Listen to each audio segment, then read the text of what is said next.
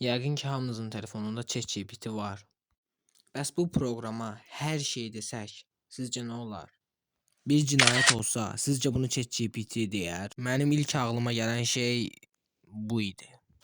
Amma yox, bu səhvdir. Çünki ChatGPT-də polisi zəng eləmə deyə bir şey yoxdur. Yəni direkt polisi zəng eləyə bilmir. Buna görə də sizə belə bir şey deyim. Bəs necə olar ki, biz ona güvənək? ChatGPT nə polisi zəng eləyə bilmir və yaxud da nə də şəkil çəkə bilmir ki, bunu bəzi o senaryolarda görmüsünüz.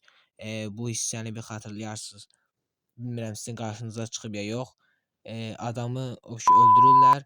Ondan sonra deyir ki, bəs nə edək, nə eləməyək? Yanındakı dostu da deyir ki, ChatGPT-dən soruşacağam.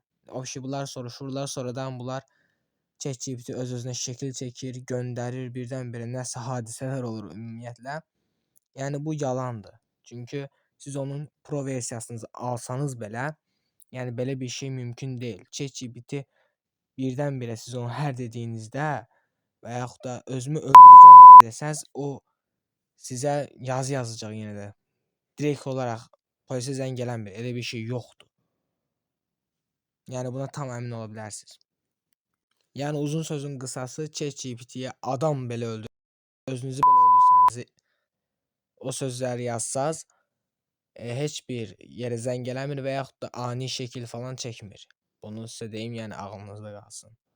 Ona görə də rahat ola bilərsiniz, amma hər şeydə soruşmamaqda fayda var.